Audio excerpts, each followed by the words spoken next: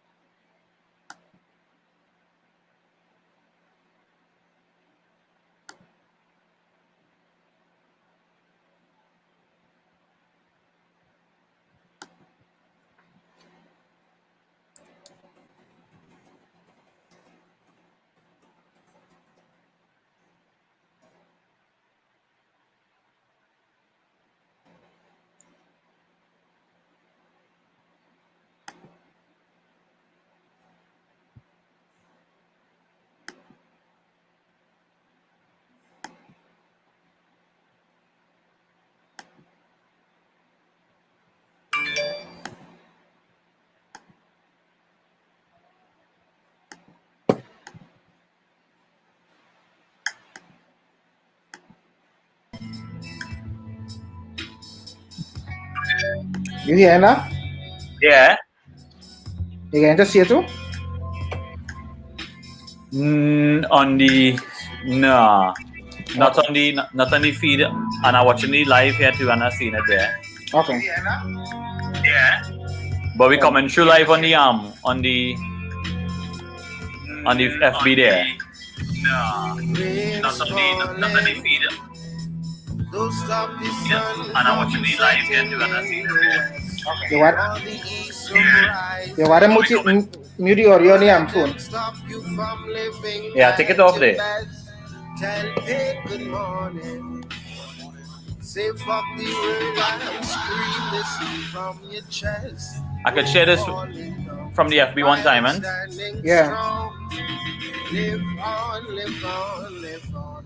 No Babylon wrong and strong. Live on, live on, live on. No Babylon wrong and strong.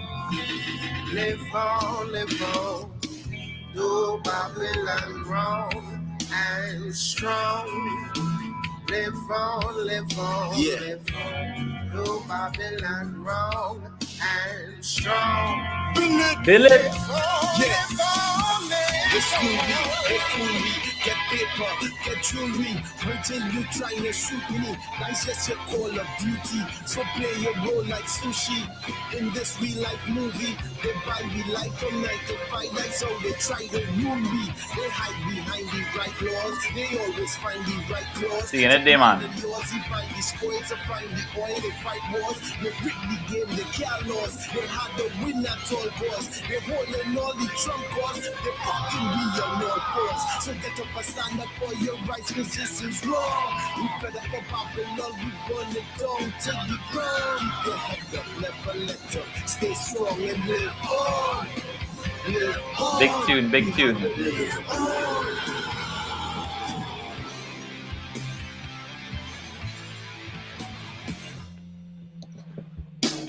Stand up, get up. The plastic smiles get rid of us. And here in check, that fearless man, no more distrust. They roll, they're strong. On broken legs, we'll stand strong. Walk alone, not alone. Fight for all those that stand. It's true. It's true.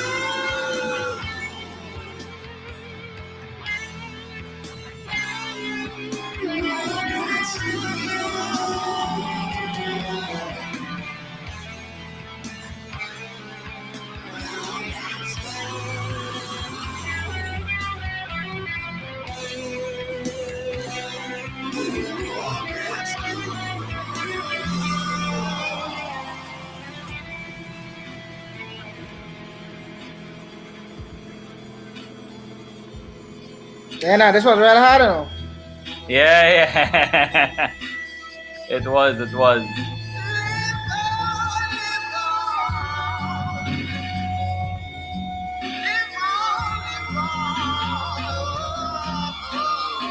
And like the boy Blinks there, noodling.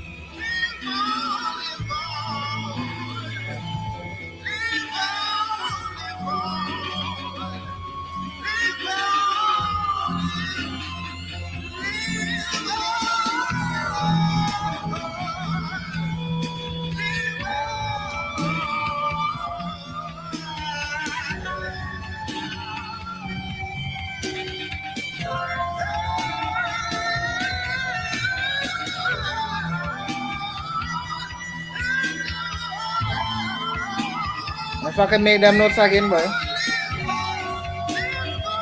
Yeah, a little two-shot punch and we good to go.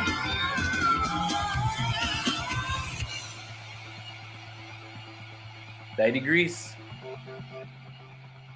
I know we had covered the joint pop, boy. Good. You have recorded that?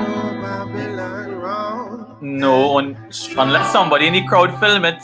I mean, Mate, they probably have a film and it, probably a recording too, eh? Gotta talk to Mate. And strong. Live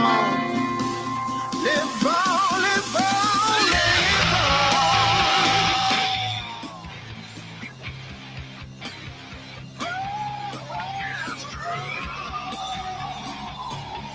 Pipers, boy. Pipers got a nice vibe, you know, but you know, if it wasn't for the COVID, he might have been piping all now.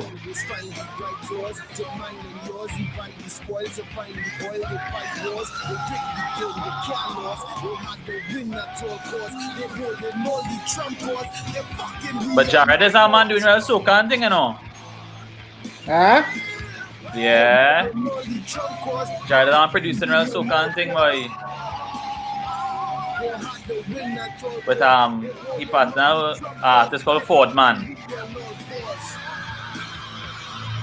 And there was a full kind of slam competition and thing.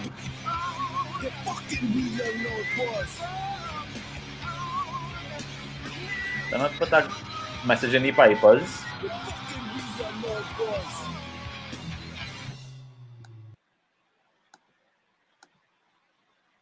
Well, yeah. Yeah, well, yeah.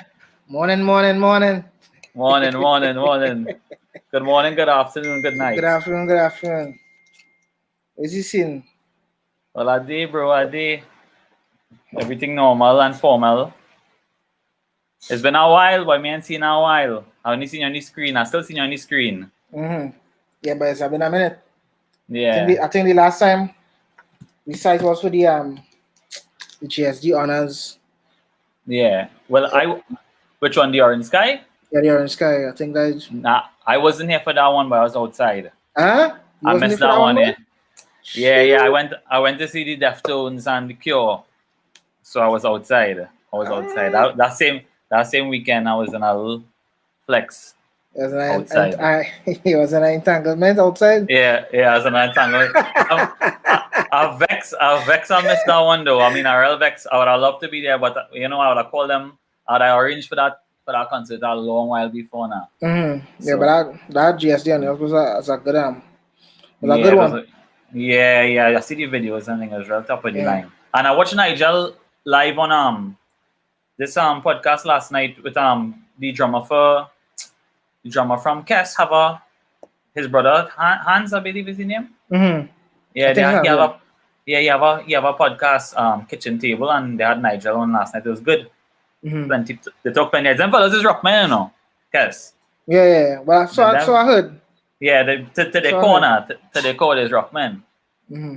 But you know, everybody money, yes, we could talk about all that too. Yeah. So who's Cutter, boy? Who's Cutter and who's Yadav? If I'm pronouncing it correctly. Is it two separate entities or is one and the same? Like John Square and John.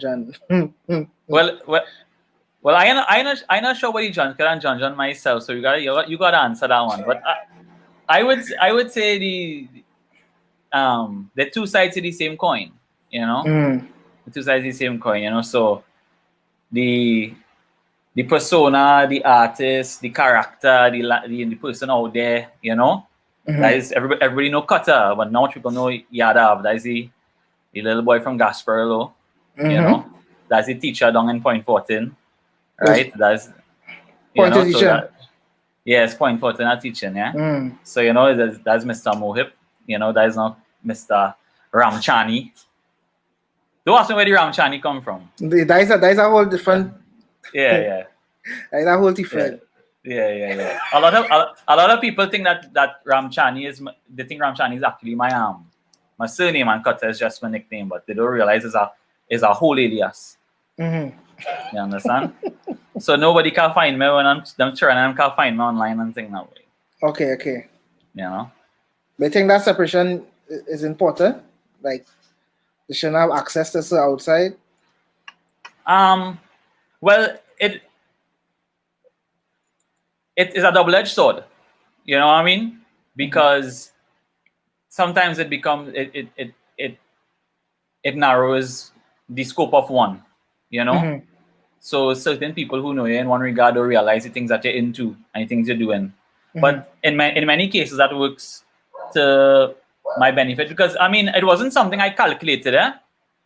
It wasn't something I calculated. A lot of things just happened the way it's happened for me. Like, when Facebook came into play in, like, I would say around 2007 and thing. 6-7 years. Is when it really started coming to play in Trinidad. I was in UE, and I didn't even make my account myself. I think it was my girlfriend at the time. She said, "Hey, you want to join this thing?" I was like, "Oh yeah, what is this scene?"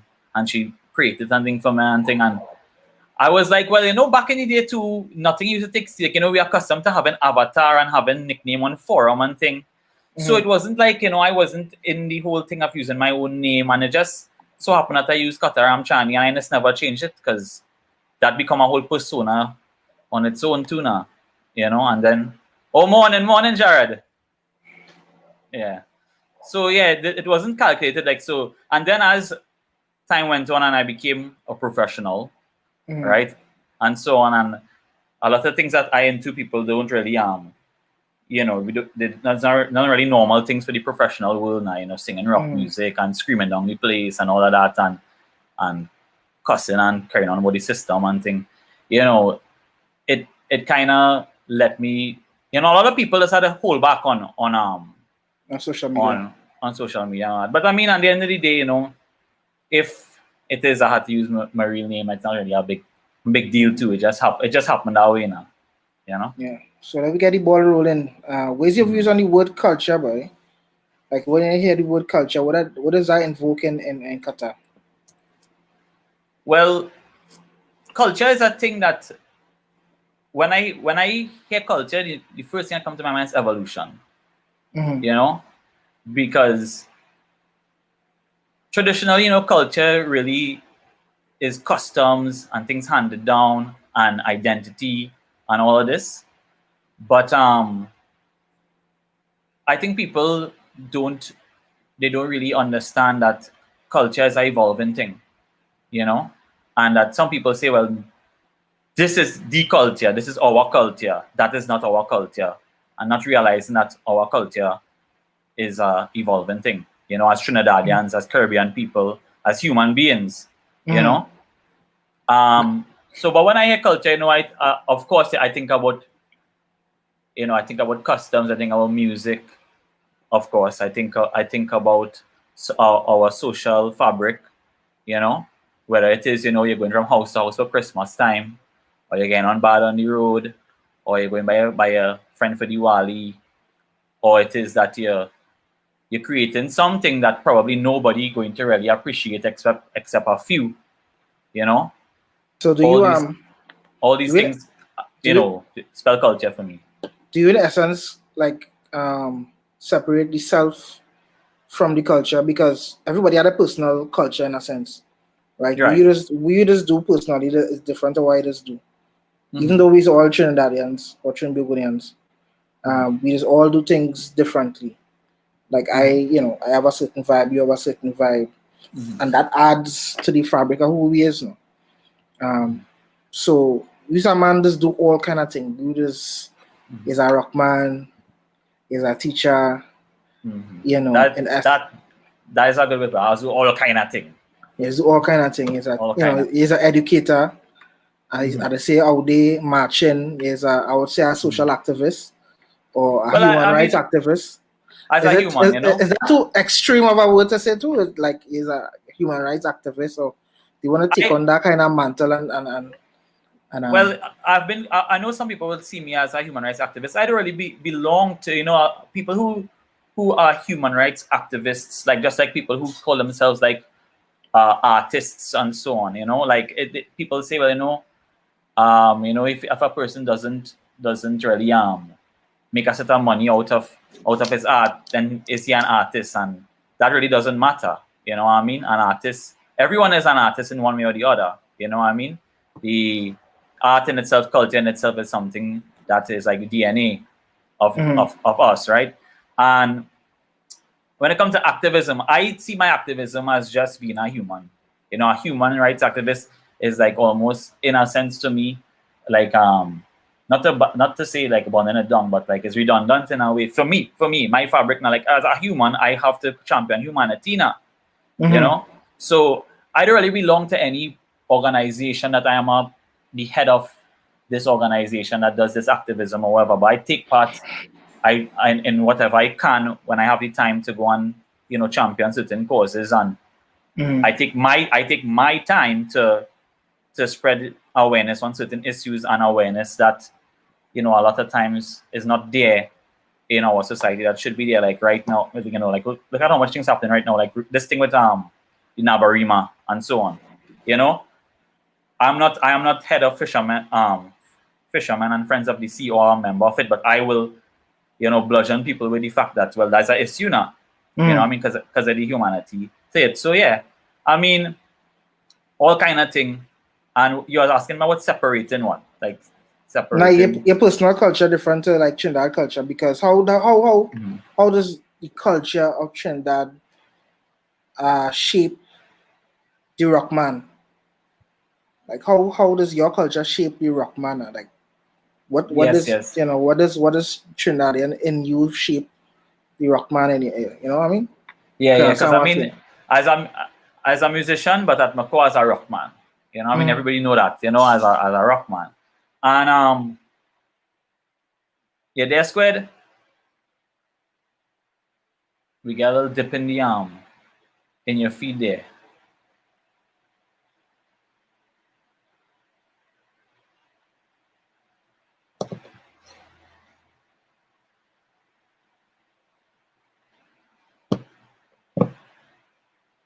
Oh, Jono.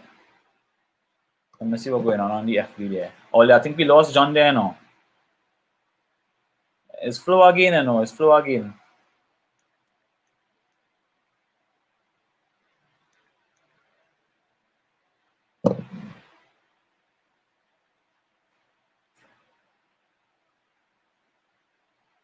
Yeah, I think on the FB and all, they drop off there, boy. People, where the man gone?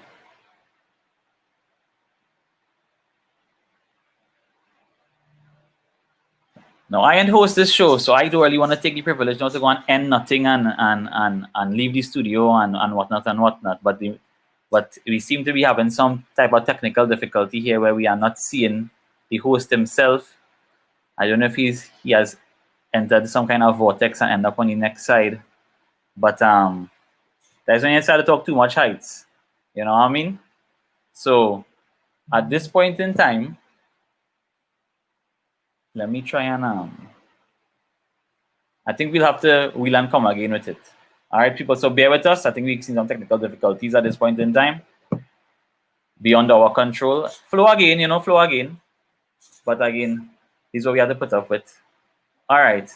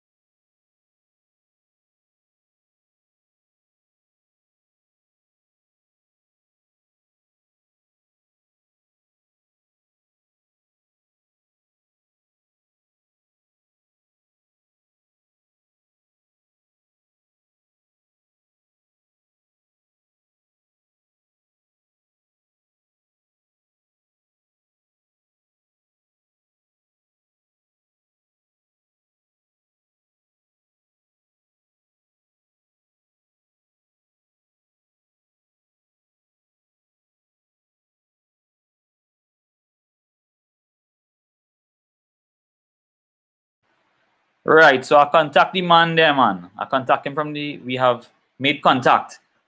And we will be back on in our 5. So we're staying right here on this link.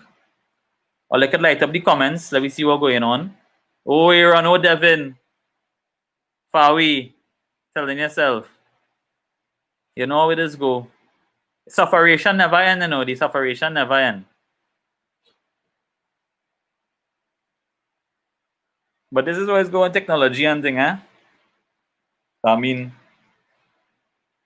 can't avoid it. And you know, it's not like if men getting the latest MacBook Pro and thing from the sponsors and things. So sometimes you just had to take a little jam and come again. So we're just waiting on the man here.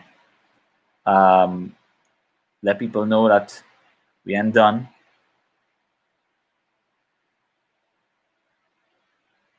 Just waiting for him to boot up here.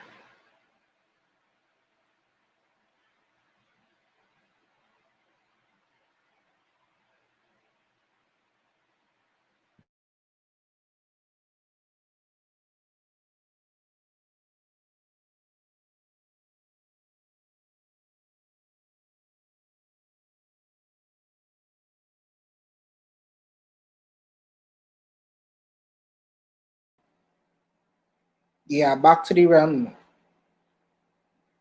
Back to the realm. The Shadow Realm take it there, boy. Shang Tsung take it there. Right. I get my throat cut. Nah, but the live go build back up, man. We have some soldiers still hanging on there. Yeah. Right. Nicely done. Right, so you were saying. Yeah. So I think we have pointed which are where the culture like affecting your does affect your rockness now, yeah. Yeah, well, of course, you know, grunge. you know, the rockness is is not of the island. So you know, when people do dabble in the rock or the pop or the country or maybe even the jazz, you know what I mean, right? Because of where mainstream culture is, especially right now. Maybe at a point in time, some of these things would have seemed more relevant, but overall, you know, it's an otherness, okay. But we can't forget that how at the end of the day we are influenced by our world of media, right? Look right now, what we're seeing is like how much has become a norm, like with anime and with Korean pop and all this kind of thing. So what I'm trying to say is that how I was compelled by the music at a young age because I grew up around it, you know. But at the same time, I did not grow up in America. I grew up here in Trinidad and Tobago. And I find that is the beauty of art. That is the beauty of humanity, that I am a person who, I never went to the Hotel California, so to speak, or anything like that. All right. But at the same time, the music would have spoken to me, you know. And the same goes for the person who, you know, is you know, like yourself, John. I don't, you know, think of you as a person who sings a type of music that is characteristic of Trinidad and Tobago per se. You know, although there is a scene for it, and there is a following for it, and then, you know, for your jazz festival you'll play a big show, you know what I mean? But at the end of the day, as an artist, there is not a functioning scene which you could say, you know, hitting up every week, every other day kind of thing, the spots and thing. And within that in itself, I would say that informs the way we would write, you know, and the way that I would approach my music. And the reality is that all over the world, people are merging things with the standards, you know. So you'll have, you know, at a point rap and rock was two different things altogether, and then all of a sudden then you have Limp Bizkit. You know what I mean?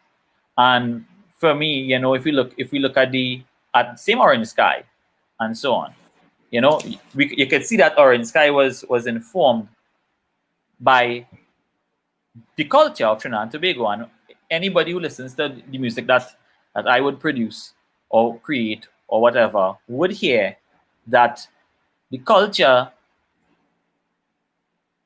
lives in the music. The culture is there. You know, Sure. it's just a different vehicle. It's just a different vehicle, you know. And part of being a Trini is getting fed up at Trini. You know what I mean? That if it's a Trinidadian and you're not fed up at Trinidad sometimes, then you know, it's not really a Trinidadian, it's a tourist. Yeah. So okay? in essence, you can't really separate the man or the culture from the individual, even though he decided to do other things. You know, you can't. I mean, everybody is able to make their choices as an artist or as a creator, right? It's how people who might say that, you know, they don't want nothing to do with here, they just born here and they don't know how to get out, they just want to get out, but right now while they head of just make this kind of thing, and it mightn't be anything to do with our culture, but at the end of the day, to me, you are who you are. He's a Trinidadian. So maybe who am I to tell a man that he can separate himself? But I know I can separate myself from you know, from being being that, you know, Trinidadian, you know. Because I see he's a man from watching your pictures and things, he's a man there's frequent the Monday and Tuesday on the road. You like your Juve and that kind of vibes. Yes. He even participated last year or this year, I should say, in a soca, in a Juve song. He was in production or he was managing the artist. I wasn't 200% sure. I was pretty much in everything to do with the artist. Me and the artist bring the song and I just say, okay, we build it from the ground up and we go and get the promos done and we get the shows and whatever and we just doing it, you know what I mean? Because it was a thing we just wanted to take the double now, take the choke, you know what I mean? I've always wanted to do, you know, soca and stuff because I love the thing about me is I love music, you know.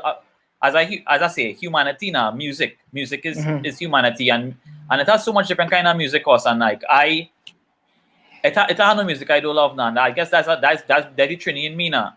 Because as a Trini, you know, you just grow up seeing so much different thing now, boy. You know what I mean? This culture we grew up in is not it's normal. It's normal being a Trini, you know, and being someone who is just influenced by so many different things. You know, like a lot of artists, like one of my favorite artists, David Bowie, you know, he says he's a collector now. He says he's not really an innovator, he's just a collector. He just see things and he's pick up now. And that's why he was able to stay so relevant over his career up till the moment. I think he had one of the biggest exits out of this world as a musician.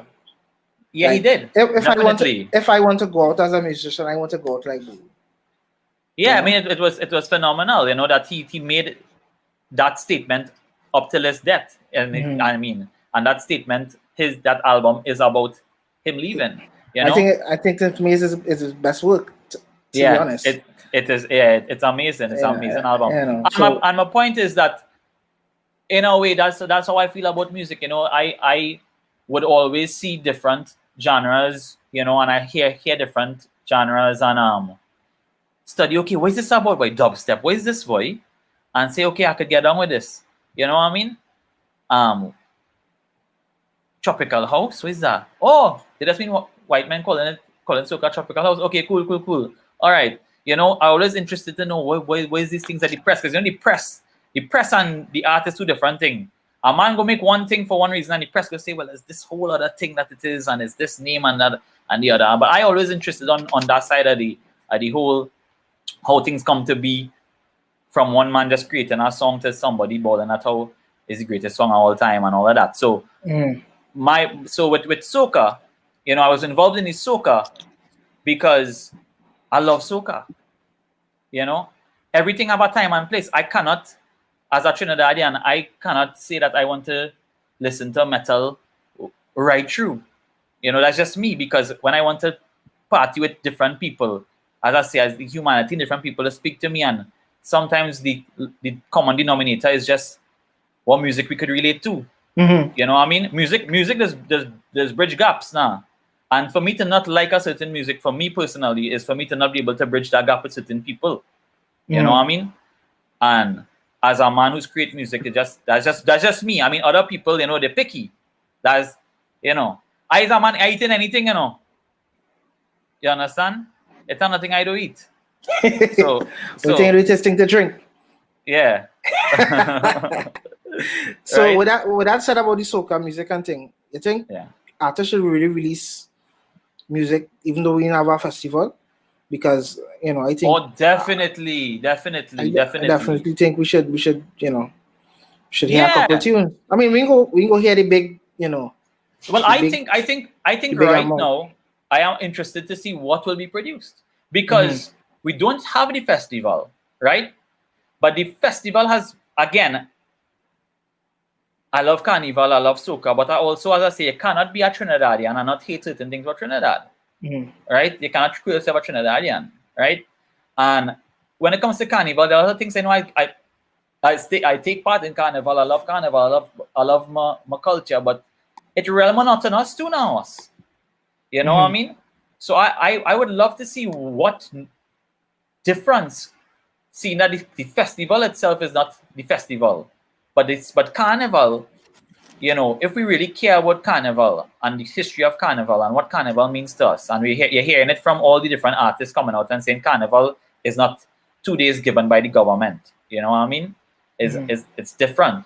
It's more than that. And I would love to hear what kind of music could now come out of the Carnival industry to really show that we love this culture, even though we may not be able to be satiated by it the way we usually are, through the wine and the jam and the rum and the friends and the festivity and the pump and the flex and the, you know, because at the end of the day, it's a freedom too now, a freedom that the art gives to us and that cannot be taken away. But again, is the creative industry ready to take on that challenge? You know, are we going to hear? I still want to hear. I mean, people still have wine and jam song, but people still wine and jam in a little 10-person bram, right? But at the end of the day, too, I would love to hear something, another side of the Carnival. You know, the side that has been, like, you know, that David Rudder calypso music, that kind of, when you hear calypso music by David Rudder, you don't feel that kind of how? Yeah, that is euphoria. That is a certain kind of love it is feel for a way living, and the music, you know, is a living vibration, as the man say. Yeah, it's, you know, and it's and not, that and is it's exactly not normal. It's not normal, right? And you don't associate it with the festival in a sense. No, it's bigger than the festival. Yeah. It's bigger than the festival. It's bigger. But at the same time, it is born out of that. It is born out of the calypso, the culture, the carnival, you know. So I want to see things keep transcending, you know. I think it's opportunity for two things. No, probably one.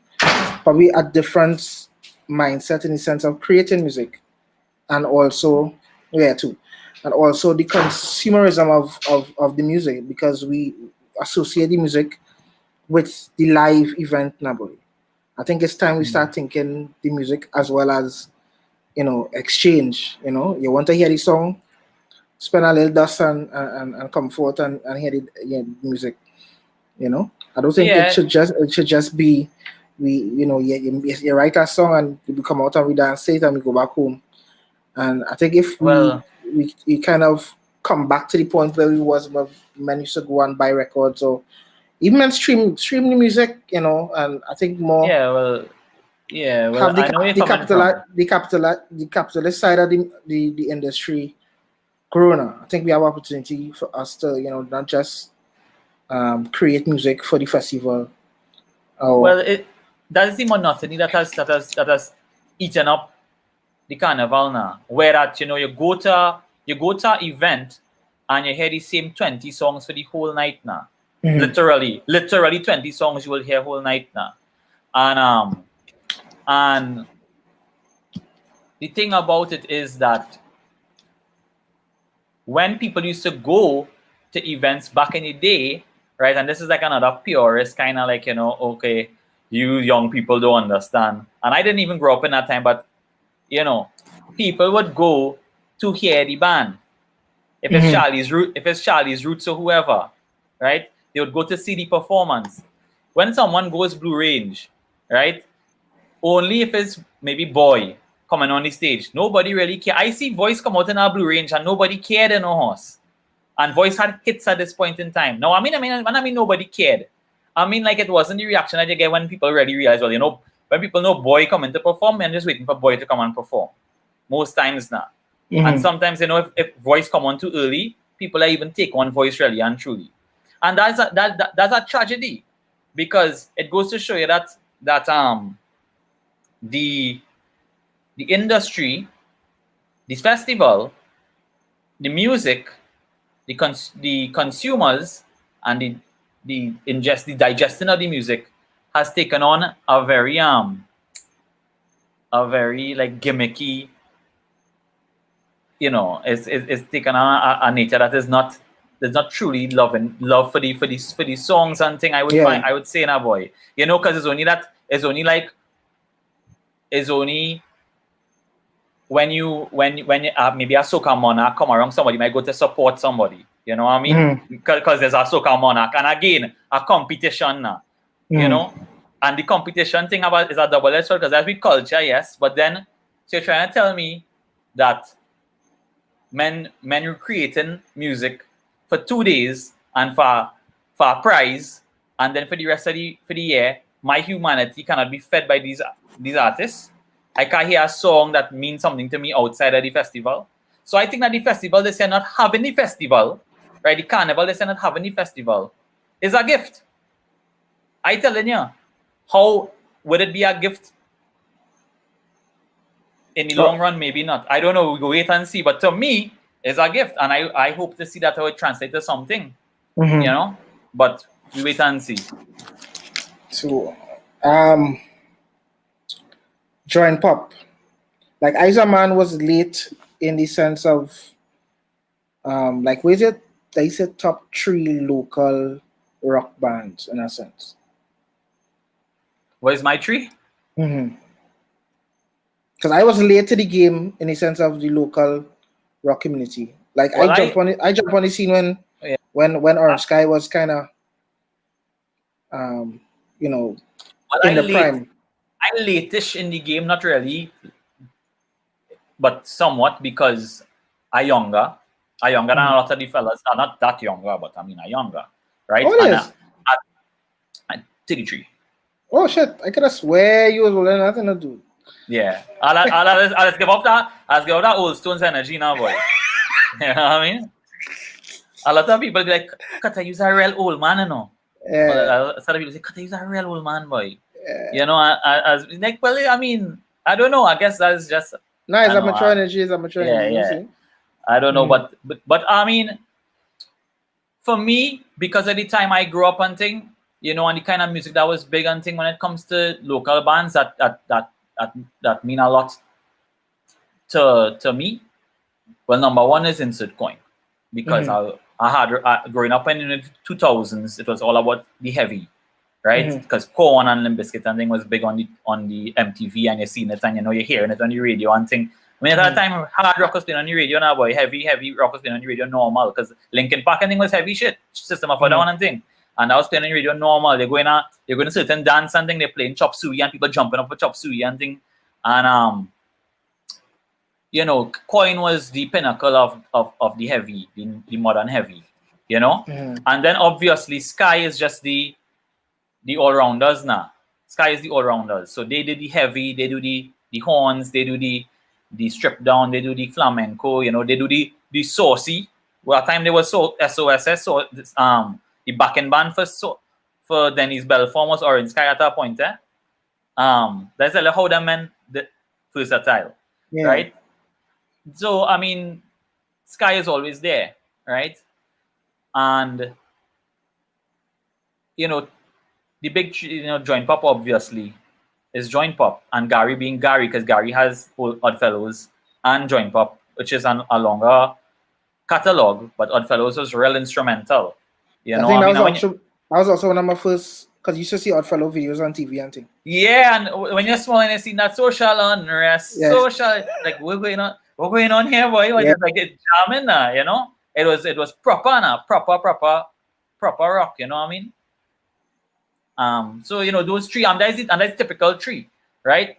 But that's the tree that because I are somebody who, like, you know, I take in history and the history of the thing, and you know what influenced me, and then you know, outside of that, you know, being around men and seeing men play well, of course I love, you know, the men I play with, like Anti and thing, you know, I was in Spectral, Anti, you know, used to be always there, and I love Gazette, you know, Nikolai really birthed something there that could stand the test of time. You know, Gazette is a band could form back tomorrow. Like, I know this be on and off, you know, this one is just Nikolai by himself, he might be doing the Gazette thing, but whenever the Gazette thing do, people will be there because the Gazette is something. You know what I mean? And there's so many other bands like Kin and, you know, all these different bands that do that fusion stuff. I think that, you know. So one of my questions was, like, I was an observer the scene in Trinidad in a sense, right? Because I just kind of, I wouldn't say float, but I love all genres. Like I say, I love most genres of music. I can't say all, but you know, in Trinidad, I have participated in almost everything, even up to the point this year I did a soca. So a good song too. That's a good song, bro. So I would filter into the reggae scene sometimes. I would filter into the rap scene, and I would filter into the jazz scene, and I would filter into the rock scene as a feature, because I like rock music and I like local rock music. And I, from observing, out of all the scenes that have in Trinidad, because there are different scenes, that hip hop scene, that I was fully involved in at one point. And I think the rock scene have more cohesiveness, or a more, I go say, but more organized. It does look like chaos to all here, but on the outside man looking in, it does look organized now. I know what you mean. Like there's GST doing some great work, so they will, you know, organize the mixtapes, and they will organize the honors. Well, those guys took it up a notch with that. That has been, that was never done. You know, that's a bar they set there for that kind of organization, like bringing people together and thing. But I would say too, like, the rock scene is a thief, I don't know, because with the rock, right, is like, it's one of the most like overlooked things. Like, you know, it's a real small scene now. It's a real dog shit small niche in Trinidad. Like, rock men still listen to rock, boy. Then, like, you know, men still listen to rock, you know, because, you know, it's not mainstream at all now. But let me tell you something. That scene, because it will have no really mainstream thing to it no more, it is the most diehard scene in Trinidad. It is a diehard scene because it is irrelevant. It is, for all intents and purposes, in terms of the mainstream now, it is irrelevant music. It is not on, you know, hard rocking music is no longer big. It was big. There's no stars in rock and roll anymore. Yeah, there's nobody who's a rock man who big. Like, oh, you know, for a point, Marilyn Manson, all over the place in Marilyn Manson. Who's that man, boy? Marilyn Manson. Like, you know what I mean? You know, he's a character. He only knows he dating one of the best looking actresses, and it's a hard that no more. That energy now has been, because of how the industry is, that energy now belongs to, you know, the emo rap and the trap and that kind of thing. Them fellas is the rock man now, and they just say it, and they just look at Lil Uzi Vert and thing. Is all kind of, you know, black eyeliner and the piercings and the tattoos, and they just, and the head banging, because, you know, it's still, they still holding, somebody has to hold that space now, that energy now, that rebelliousness. But with the industry, you know, the rock has been around since, you know, the 60s.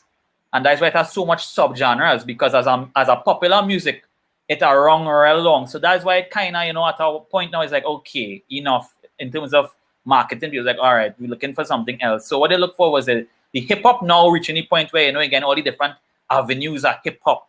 You know, again, all the different types, and it have hip hop that real weird, and hip hop that real norms, and hip hop that real that real, you know what I mean? That, you know, like how rock had you know, all these things that are real extreme. Right now, it have men in hip hop who like real extreme now. Like they like, you know, is not like old school hip hop man gonna be like, that's not hip hop. Just like how old school rock man be like, metal is not rock. And my point is that people who just still go to rock shows, not going to a rock show because it's something cool to do.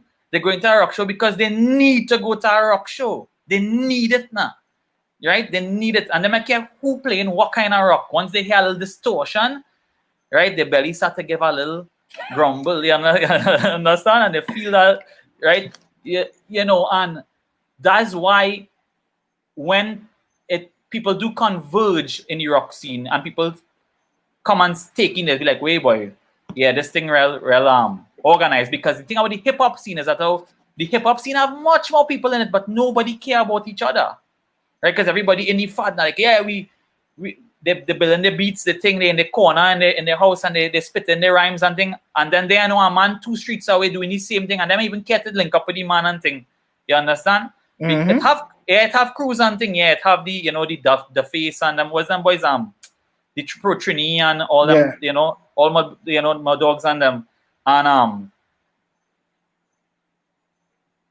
yet it have so much men making hip hop now, and they have no kind of community really, because at the same time is a in thing. The rock thing is not in thing no more. So it's so much like bare passion that's had to go into it, that when people do something, you know, you know that's how it had to happen. It's happening unless men push.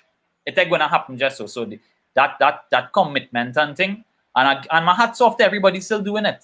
You know, everybody who's still doing it, you know, hats off, because it have people who doing it who, you know, they're bound to be doing it now, boy. You know what I mean? But they had to do it because that's in them. They had to get it out.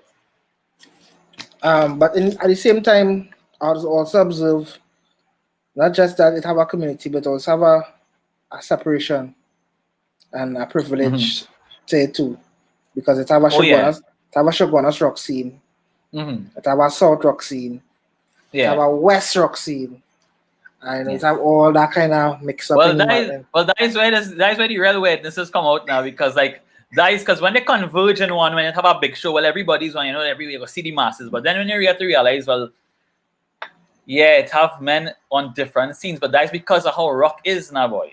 Right? Rock is a very like rock is just rock is like, what would know, boy, like techno. You know what I mean? What is that? You know? Like, what is techno? Because at a point in time the music was called techno. But that is like, it's EDM, it's house, it's trance, it's this, and you know, a house man is not necessarily a trance man. You know what I mean? And with rock, a man who like metal might not be the man who like Radiohead. I like all. You know, again, this come down to me and the spectral vibes now. I like everything now. You know what I mean? I eat in anything, right? But it's because like certain areas in the country, you know, people champion a certain kind of vibe of music and that kind of thing. You know, so Central known for metal. You know, it known for men metal out. You know, that now. Right? And I've understood. Thanks for explaining. I didn't know. Yeah, I didn't know Central Vibe. Yeah, West known more for like every like doing more trendy things now. Like, you know, doing like, you know, like fusion stuff. You know, things that the 5 miles to midnight, the pop, the pop punk, you know, Skid Valley, this kind of thing. You know, you have even the bands that and like even it have different genres, of course, coming out of the West or whatnot. You know what I mean? But they all also carry a certain different identity, because again, that also comes down to Trinidad horse. Trinidad is a place that the real stupid too now, and people in certain areas just don't really go anywhere now. Like certain men just don't really go anywhere else. So they and they don't really know what it have out there. So they don't really link up with men. They see that man, me I know that man. Me I don't know understand these fellas. I don't know how they use them, man. So you know, on top of that too, Trinidad has this thing where where there's a different. And like if we we talk any things them, right? We talk any things them. I talk any things them, right? The people who belong to the bands, and it's not to say as a bad thing, but it's a fact. Like the bands from the West is, a lot of white people. You know what I mean? So they have a different, they are different tastes to the music than somebody who just a oily coolie, just want to bang his head and listen to Metallica and Slayer right through and thing. The different privileged lifestyles and all kind of thing comes into play as to what people have access to and all that. It's a real thing. It's a real thing. I mean, it's not to say that anybody in the wrong for being whatever, but people don't really relate because of the different social fabrics that they belong to. You know what I mean? Because and then it have men like me in South who just nobody really knows what's going on with down here. You know what I mean? Because as I observe, like the rock scene is really, the outside I could count I could count Reese Obasi, the drummers, right? The drummers. What could count again, boy? Reese Obasi. If we had to think that is a problem. No, that's the next thing. Why is that too? And why is that too? Because in Trinidad, nobody have no parent allowing people just to go and put no drum set in the garage and make that whole noise. You could go by the panyard and the church and learn to play the drum, right? But you're not getting somebody to put the drum set underneath your house for you to jam the drum, just so, which is what is happening in America where they have the garage bands and thing now. But even in America, the rock not seen as a Afro, Afro genre, right? African genre or people of African descent genre. Even though it started, it comes from black people. It comes from black people. It comes from black people. That's where rock was born. Black people created rock music without calling it rock music, call it the blues. You know what I mean? But there was rockin', Chuck Berry and Bo Diddley, right? These kind of people, that is where the rock come from. If anybody like Mick Jagger or anybody talk about rock, right? And they talk about who they wanted to be Chuck Berry and Bo Diddley and them. Where's the man named Mick Jagger, crazy guitarist now? The man who's look like Keith Richards. Yeah, that man is just straight up Bo Diddley and thing. That's what I'm love now. They wanted to be that man. You know what I mean? I was more successful, I guess, in a sense, commercially. But again, because of the race and whatnot and all of that and all the little funny things that's happened because of just the way things is run socially. But let me move from the music in a sense now to like the human rights stuff, because I know we talked about it earlier. Michael say afraid to say race. I'm afraid to say race. I just don't. I want to come and say like I come to bash anybody and think as I'm not. Yeah, that's Yeah, that's going out and marching at the gay rights march that was like 2 years ago. I think that was 2 years ago. Yeah, I think it was 3. About 3. I think it was 7. I think it was 17. I think I'm not sure if it's 17 or 18. Time just fly real fast when you think about it. It was 18. Yeah, it was 18. It was 18. Like I remember seeing you on TV and I was like, yo, as a because as a man, I would consider myself an ally, but me and Jump, I wouldn't, people consider me actually. People consider me a man. People consider what? Well, I say you consider yourself an ally, and people consider me a buller man. Yeah, because I went on TV and talk about gay rights. Yeah. I had a lot of backlash from not backlash because I don't give a fuck what no one like. It's not like as an important person or anything. But at the end of the day, people in work and thing with us see man thing and be like, well, what is that one, boy? But they didn't tell me. Nobody will comment on me. Hey, so I see on TV. Campton Grace, so you belong to that community, whatever they wanted to ask. Nobody asked anything. But then I hear people say, hey, this one say they see on TV and they say something wrong with me and thinking and how he could do that if he not right in his head and like real like things now. And I was just like, well, Partner, I have plenty friends. If there's one thing I have is friend. I have plenty friend. You know? And I could do with less. I could honestly do with less. As a man, as a social animal, I have plenty people in my life. And if anybody, you know, because I went and marched for gay rights and feel that something wrong with me, well, that's good. Don't talk to me. I good. I real good. You know? I personally see it as a big move now.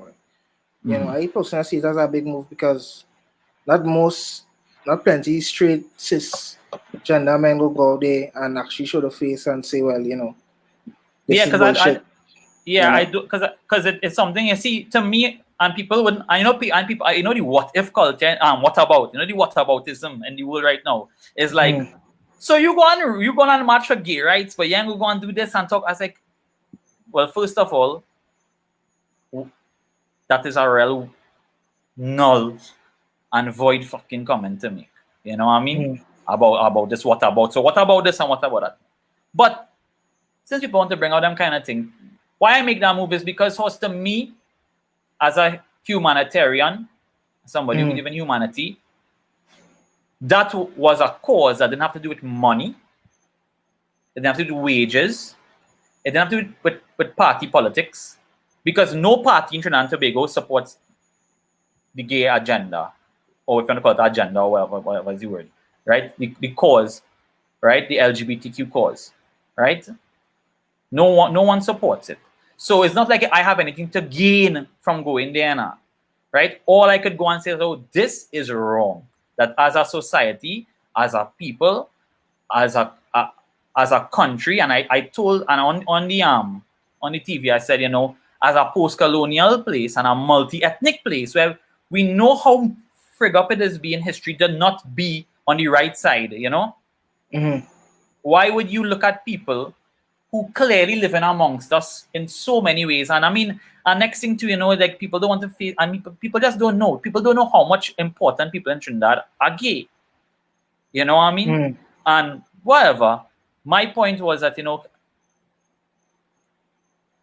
I saw it as an opportunity because what happened, I think it was during Easter holidays. So I had the time, and I heard that, you know, they were meeting up there. I'm not an active part of any organization, and I just heard that they were doing that. And I'm like, yeah, I am going to be there. And I was there, and of course I end up on TV because, again, I just end up in talking the thing, right? And he's a talker. Yeah, right? I mean, there's a teacher in me too, you know? Hello, right? So to me, you know, that was one thing that I could 100% get behind now, because all it has to do with is one thing now, humanity now, right? It has to do with humanity. Okay, whatever your belief system or whatever, we are a secular nation. We are not living under the cross or the home or anything now, right? And to tell me that in this day and age, you know, that we cannot face the fact that there are people in our society who have been overlooked and looked down upon and have been infringed upon because of certain laws, right? That is normal. That is not normal. And I, as a straight person, have nothing to lose. I don't want the friends, right? Right? If any girl who think I gay, good, I have enough, right? You know what I mean? So it didn't really. I have nothing to lose from me doing that now. And other people just, you know, they have a lot to lose. And gay people had a lot to lose by going there. They couldn't go. I get because people lost rent and things, get put out of the house and that kind of vibe. Families who, you know, who kick out the children and thing for that kind of vibes. And politics. Because they have a lot to lose. They have a lot to lose. You know, they have a lot to lose. And that's why I, as a person, say that I have nothing to lose. I don't care what people say about this, that, and the other. So, the politics now, in terms of, you know, Trinidad just went through our election. America's elections are upon us. And I think, like, politics is anti-humanity. As you talk about, you know, a lot of the policies, like, it serves one cause now. A lot of it is anti-humanity. What's your thoughts on, like, politics in general? Or say that again. I said, like, politics in a sense is anti-humanity. A lot of the policies and like they all serving one god in a sense, one agenda. They're one god. Money is God. Anybody who's super religious today, there's something wrong with them, because that is whatever you are worshipping is not the God that we serving in this world we living in now. We are serving money now. Money is God, right? And politics is all about money and making those, like, keeping the flow of money the way money works, the way society works, and capitalism to a great extent, that is the system we are living under, right? That's how it works, and humanity is pushed to the side. The environment is pushed to the side. The only time it matters is when it reaches that point where it is ridiculous, and also when it is there's so much conspiracy theories about this and that and the other, about this agenda. People don't like Greta Thunberg because she's a New World Order ploy and sort of thing. Like, people could politicize and look at the economics and think of all these different things, but at the end of the day, the reason why politics is so, as I said, anti-humanity is because anti-human is because human beings are in a world with scarce resources, and we are a dominant species. We run the world. We have overpopulated the world, and now we have an abundance of resources because of our technology and our strides as a race, as a species. But the hierarchy and the way that the world works, it doesn't. There's so much people in the world and so limited resources. Now we could feed everybody, but everybody have to eat moderately, and that's a problem. That's a problem, and that's just how the world is. And me, I'm someone who, you can call me left or whatever, or social justice. So that was the next question. Is that you believe in this left wing, right wing? People may call me left. They may call me social justice warrior or whatever. I don't really care. As I say, my thing is about I'm not a man that's watch YouTube and then feel like I know everything now. That is not how. I mean, I've watched my YouTube and I've learned things and I think about things, but my experiences inform me now. Correct. My experience as a human being has informed me. Like growing up in Trinidad, growing up around people who, and watching American TV, being a lover of all this music, looking at politics, looking at how people go on and on and on about Trump and politics and this and that. And I mean, it's like, I just had to be like, okay, then this is really, really, this is just how it had to go, because at the end of the day, that is not where it's at. It's all about, the powers that be, that run the world, keeping things the way it's supposed to be. People only talk about Trump all the time because Trump is supposed to be talked about all the time because he's a distraction. He is a walking distraction. He was, not to say that it's a, again, you could go conspiracy theories. I mean, like, look at the man. Look at how he operates. Look at what he says, what he does.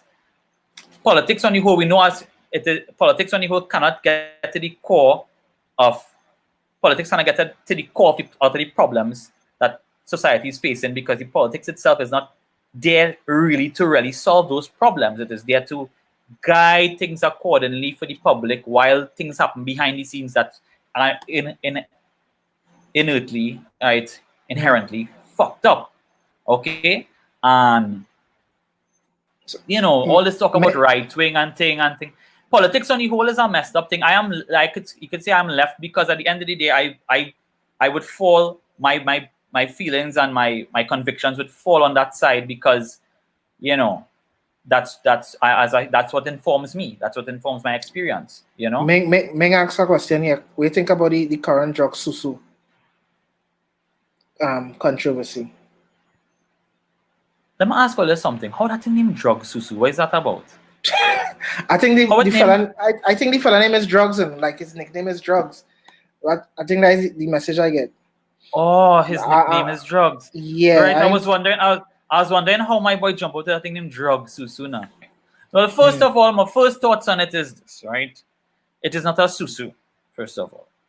It is conveniently being called a susu. Because a susu is not a susu don't work like that. Have a respect for the culture. Now, Mr. Drugs. Mr. Drugs, if you're out there, right? I wouldn't shout out a man named Drugs by a shot. Yeah. I have a brethren named Drugs but I'm not talking about that one. I mean, the artist, the character formerly known as Drugs. It's not a susu. On top of that, when it comes to these kind of things, Michael is saying, and the implications for a parasitic financial banking system. I'm not the finance man, I'm not the econ man, but the susu is doomed to fail. Just like the world and the society and the banking system and everything, right? The susu is doomed to fail. Just the susu will fail today for tomorrow in our house, So it is something that it has its positives in that there is the reality that a lot of people, they don't know how to get their foot in the door with certain banking and credit union and all of this, but it's on education. You're preying on people too. You're preying on the uneducated too when you with the susu thing and you draw it like a circle and then you're saying that's how you do this and you collect this. And I mean, me personally, I find it to be like a gamble, and I'm not into those kind of things. I'm not into gambling. I'm not into, not to say it's wrong or whatever. I'm not into investing to get back and just to double up these things. And that is the way to go. Like, I'm not into the stock market and all. I'm not into these things. You know what I mean? And the susu thing, what stands out to me about it more than anything is that it's very deceptive to the average person. Yes, some people will pay out, and that's how it works. Like many other institutions, like that are validated, banks and so on. But that is, what's that called? Clico. Like Clico, and look at what happened, right? These things with money, it's doomed to fail in terms of how these things run. All money itself is doomed to fail now, right? I would like a lot of it though. Yeah, exactly, because that's how the world works, right? I mean, I cannot eat without it. Yeah. You know what I mean? So it's like it mightn't fail tomorrow, it mightn't fail at some point in time, inflation, whatever. It's just gonna be a shit show. So if you want to donate to the scene, but my take on it, but at the same time, I understand why people would have been like, oh, this was a good thing and so on, but it is not as you say, implications for a parasitic financial banking system.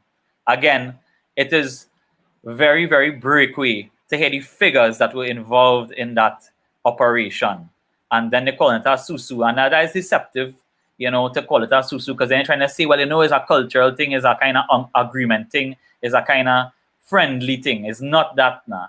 But I will close there with my susu talk before drugs come for me. Yeah.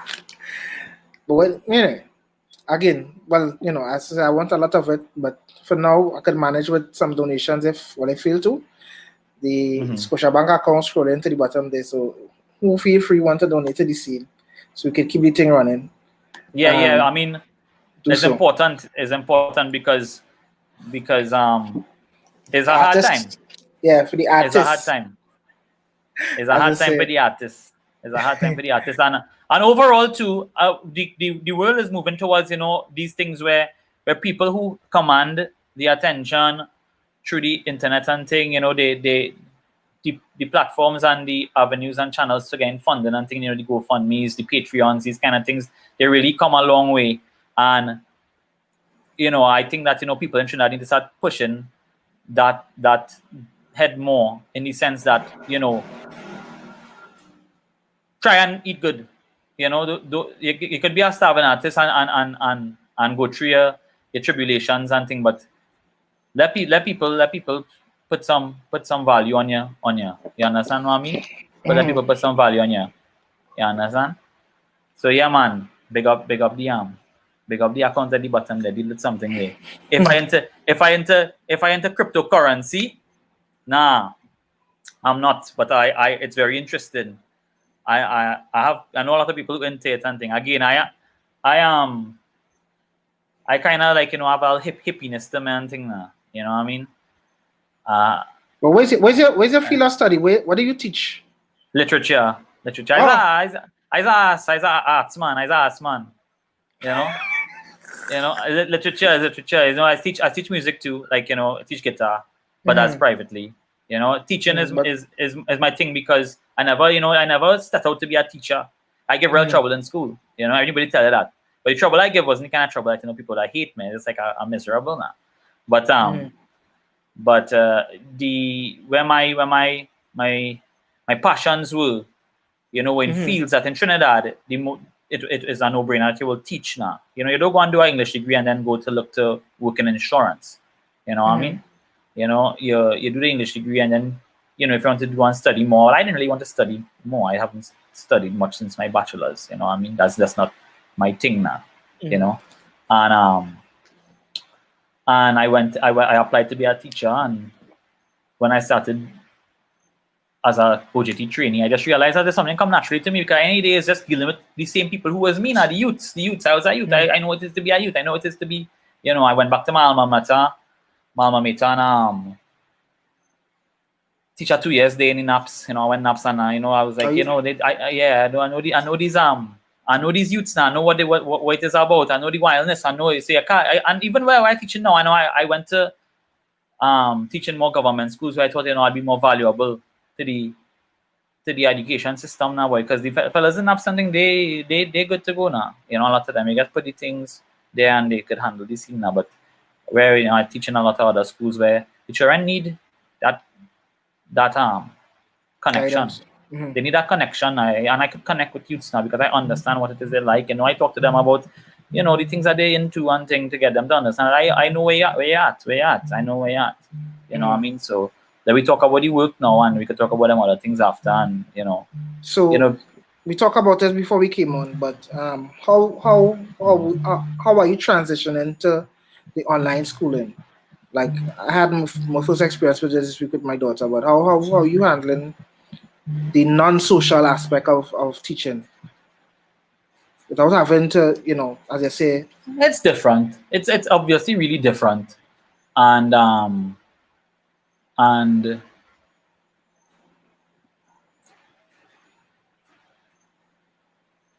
it has a lot of positive data, I have to admit, because for too long we have ignored the use of ICTs in teaching. Now we talk about it, we try to implement it and thing, but now you had no choice but to show children how you can learn using the computer now. Not just go and do a project on it. Now teachers know that you can use the platform to teach now. So, ideally we should have always had, like, for about since Kamala gave out them laptops, right? She should have put things in place for like a component that that we would have been doing like homework on platforms, like integrating it as part of the curriculum, as part of the teaching methods already now. So when something like this happened, well, you had that to fall back on. But what happened now is that is more a rush now to kind of scramble to find a solution, and it's not one across the board. Everybody doing a different thing, but at the same time, that's the positive in it. Obviously, it's a hard thing to see that a lot of children don't have the devices, and they can't access the schooling, and you have to drop off these packages and stuff for them. But that doesn't come with any teaching really now, and then you have the fact that that a lot of them using their phone and thing for it, and that's not really ideal too now. Children chuck up writing, like typing things behind our phone and thing all day. Even it is a big shift for the children to be in front of the laptop screen all the time and thing. But they were already on the screen, so they I was surprised, not surprised there, but I was like, I thought this would have happened. Plenty children just pick up in it one time. It wasn't like a big learning curve now. Like, oh God, how? Because trust me, it could have been much worse, because it's a real big learning curve for the older teachers. Like, for them, it is it is a therapy now. But you know, for the kids and thing, they pick up, you know, faster how to learn use the platforms like, you know, using Google Classroom and thing, and yeah, man, I try to make it as you know, easy as I could make it for them in this kind of time, because you know, you're not coming and just jamming work and just, because now people just take it up and just send work, and assignment. It's more, you know, like the, you know, still treat it like, you know, a classroom environment. Try to get them to laugh, try to get them to talk, you know, try to make sure everybody who there engage in some way and thing. But yeah, it's an interesting time. It's different and it's very hard on the eyes and the back and the you sit on that chair whole day basically. Yeah, that definitely, you know. I sit on chair whole day, and I mean the timetables, you know, are a little more lax now because they change how timetables and thing are in certain, and for certain people. You know, but classes are in my school is an hour. You don't have nothing less than an hour. Nothing more than an hour, but it's a solid hour. Hour could be a long time to sit down and talk to China. And yeah, half an hour breaks in between. So I mean, it's decent. Yeah, from my experience watching it, observing my daughter this week, is that a lot of the problems really is the parents, because a lot of the parents trying to figure out the technology, because you know, some of them don't understand how to get the Google, and the teachers don't understand sometimes how to operate the Google, but they try to pick it up. They to get, I mean, they can play Free Fire and Among Us on the games, but you know, so they will get it eventually. But I think the more problem, let's say, is the older teachers and some of the parents trying to help assist the children with devices and that kind of thing. Some who do have, and some, you know, who do have internet properly, you know, they might have a small package. Trust me, a lot of children are not getting a proper schooling for a long while. Yeah. I mean, and that is just how messed up the situation is. Just like, you know, people have lost out financially. The nation's children have lost out on their education in many ways. But again, we have answered the call. You know, as parents, students, and teachers, people are still kind of, you know, answer the call. But let's be real, you know, parents could be a problem, because, you know, children who give a lot of trouble, most times they have trouble at home, and every school has them now. Every class has children who, you know, just things ain't that easy. So when you multiply that by, you know, the hundreds and hundreds of schools in Trinidad, you know, yeah, it's on a small scale, things decent, but on a big scale, we have some issues that we're gonna have to iron out. And if this thing don't, you know, get resolved, or if we don't implement a blended learning system or whatever we're going to do when we go back out to school that is efficient, and if there isn't like a real quality control on how things being done in the education system, because right now there's a big debacle with CXC, right? And the first paragraph I'm seeing is that CXC had a miscommunication. There was a breakdown in communication with schools, and I'm like, what are you telling me? There's a breakdown in communication. Like, all I have one job was to handle the exam situation. You know what I mean? And there's a really big debacle because, you know, they get thrown off because of COVID. The way them usually do things, they can do it, and like things just add up in certain ways, so people marks and things. I mean, in certain schools, in certain cases. My point being that how right now the education system is one that that really needs to take stock of where they're going, right? Just like anything else. I mean, obviously that's the whole world, right? But I mean, education system, right? Because what happened this year with CXC, and right now with the online school, and with the fact that COVID-19, you know, is going to be around for a while, and we may have to like open back up school and do a, you know, shift system where some students come out on certain days and whatever. They have to make sure that this thing is really efficient, because and for the benefit of all. Yeah, for the benefit of all, because before we already had so many challenges as a normal, you know, education system as the run-of-the-mill education system where you're working class and teach children. It already had so many challenges. So now that we have a whole 180 spin or whatever you want to call it, it really comes down to a lot of decision making and policies and things that really, tantamount to where this country going. Because these youths, if this continue for a few years, they're gonna have some real, staggering statistics with youths and education now. In that some of them gonna get left behind bad. You know what I mean? So that is that.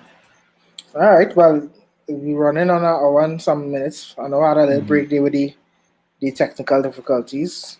So I just want to drag the thing too long and get people too boring. But it was a nice talk. Yeah, man. Standing desk, boy. Standing desk. Right. I think we should. I know we go continue the conversation in the height room. Yeah. Well, we'll come through in the height room for sure. So right now I had to get my heights together because otherwise we didn't do one. But I'm real happy for this opportunity, man, and I think I'll be using this. I didn't know about this platform now, boy. I really didn't know what platform I could do. But this platform is that doc. I like the doc, man. I like the doc. The doc is vibes. The doc is vibes. Yeah, the doc is vibes. Hey, everybody who out there, Michael, thanks for all the input here. Well, if you want to talk about cryptocurrency, I know some men who you could talk to, but I is not the man. But if you want to show me the way of the crypto, probably we could talk to. I open. Ronderson, I see Ronderson was in this. Luchutong, Wood, Andrew Fitman, big up yourself. The Fit himself. Yeah, man. Bless up to everybody. John, it was nice, boy, and well, good luck on all the future endeavors with the talk show, the podcast. This is our podcast, right? Yeah, in essence. It is a podcast. It is a podcast, right? And but I hope the writing keep coming strong. Your last few outings was really nice. Keep it going, bro. But what I know you released the quarantine song earlier. Yeah. You plan to add. I'm trying to finish an EP right now on my own. I'm trying to do it all on my own now. So that is a bit of a challenge, but that's what I had the time. I ain't day me and doing it for the money too. So I taking my time. I'm trying to get it done on my own and out something there. I try to. What vibes? Yeah. It's me. I just trying to get into that zone. What I mean? Trying to get into that zone. Yeah. Blessed love, everybody. We go link on the music end too, and we have to do something. We like the stick. We like the stick, but we have things to do. We are men like Lochutong and them, just waiting to put on something. So we had to link up. All right. Blessed love, TNT. Blessed love, everybody, and good luck to your little baby in school there. Yeah, right? Yeah. She good. Yeah, man. It does. Yeah. So, thanks for coming out this episode of Talk the Things. Them last week I took a little break because, I wouldn't say things beyond my control. I could have come on still, but the head wasn't there. But we want to keep the thing going. So, as I said, the donation, the account number there, if you want to, send a little dust your boy away. You know what I mean? So we can keep the thing flowing. So thanks for coming out. And thanks for tuning in, yeah? Peace and love. End the broadcast.